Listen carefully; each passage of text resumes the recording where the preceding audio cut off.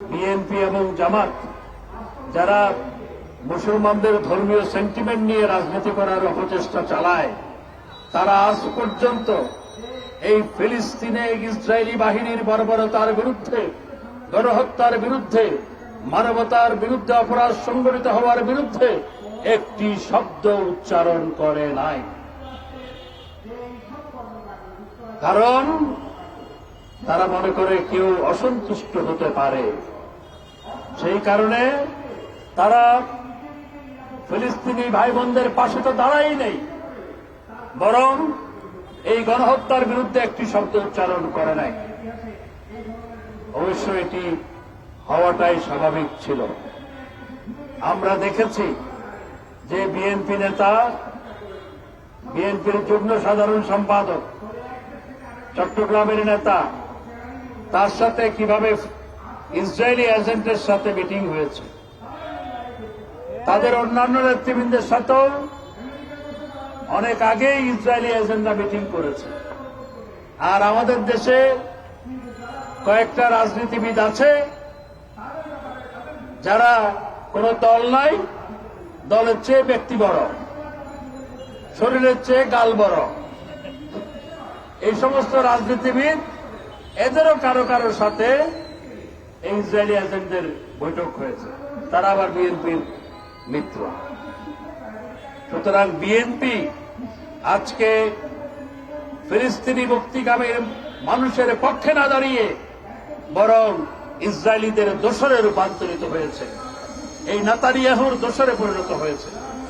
এবং বিএনপি আজকে ইসরায়েলি লবির সাথে যুক্ত হয়ে বাংলাদেশের বিরুদ্ধে ষড়যন্ত্র করা শুরু করে। তারা গত নির্বাচনে, বিএনপি জামাত গত নির্বাচনে তাদের পরিকল্পনা ভেস্তে যাওয়ার পর এখন আন্তর্জাতিক ইসরায়েলি লবির সাথে তারা যুক্ত হয়েছে। আন্তর্জাতিক ইসরায়েলি লবির সাথে যুক্ত হয়ে বাংলাদেশের বিরুদ্ধে ষড়যন্ত্র করা শুরু করেছে। আমাদের কাছে তথ্য প্রমাণ আছে। সুতরাং এদের মুখ সম্মোচন করতে হবে।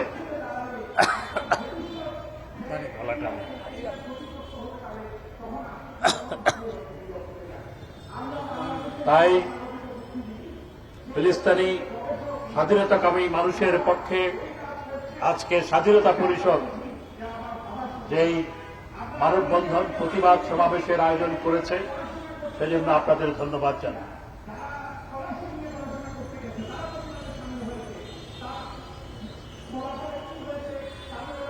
সমগ্র বিশ্বময় যারা ফিলিস্তিনি ভাই বোনদের পক্ষে সোচ্চার হয়েছেন, তাদেরকে ধন্যবাদ জানাই। আমাদের দেশে বিএনপি জামাত তো কোনো কথা বলে নাই, বরং ইসরায়েলি লবির সাথে যুক্ত হয়ে বাংলাদেশের বিরুদ্ধে ষড়যন্ত্র করছে। আর কিছু ইসলামী দল আছে, আমরা দেখি কারণে অকারণে বায়তুল মোকাররমের সামনে সমাবেশ করে। আপনারা কই এখন? তোমরা কোথায় এখন? আপনাদের কেন খুঁজে পাওয়া যাচ্ছে না? নির্বাচনের আগে সরকার নামানোর জন্য সকাল বিকেল বায়তুল মোকাররমের সামনে যেতেন, প্রেস ক্লাবের সামনে এসে সমাবেশ করেছেন। কই ফিলিস্তিনি ভাই বোনদের পক্ষে ইসরায়েলের বিরুদ্ধে একটি বড় সমাবেশ করতে তো দেখতে পেলাম না। এবং ফেসবুকে বিভিন্ন জায়গায় দেখি, সামাজিক যোগাযোগ মাধ্যমে বড় বড় ভাষণ দেয়, সরকারের বিরুদ্ধে ভাষণ দেয় এবং সরকারের বিরুদ্ধে বিষোদ্গার করে। ওই নেতানিয়াহুর বিরুদ্ধে কথা বলতে তো তাদের শুনলাম না। এরা কোথায়? এরা কোথায় লুকিয়ে আছে? এরা আসলে ইসলাম প্রেমী নয়, এরা হচ্ছে মুখোশধারী ধর্ম ব্যবসায়ী। সুতরাং এদেরও মুখ সম্মোচন করতে হবে। আমি আর কথা না বাড়িয়ে, দীর্ঘক্ষণ ধরে আলোচনা অনুষ্ঠান চলছে, কথা বাড়াতে চাই না।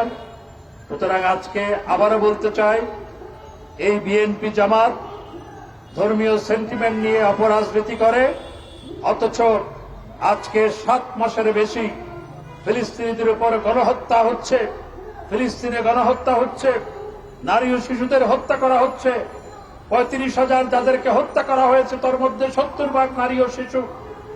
এটির বিরুদ্ধে একটি শব্দ বলে নাই, বরং নির্বাচন ভণ্ডুল করার তাদের পরিকল্পনা ভেস্তে যাওয়ার পর তারা এখন আন্তর্জাতিক ইসলামী ইহুদি লবির সাথে যুক্ত হয়ে দেশের বিরুদ্ধে ষড়যন্ত্রে লিপ্ত হয়েছে।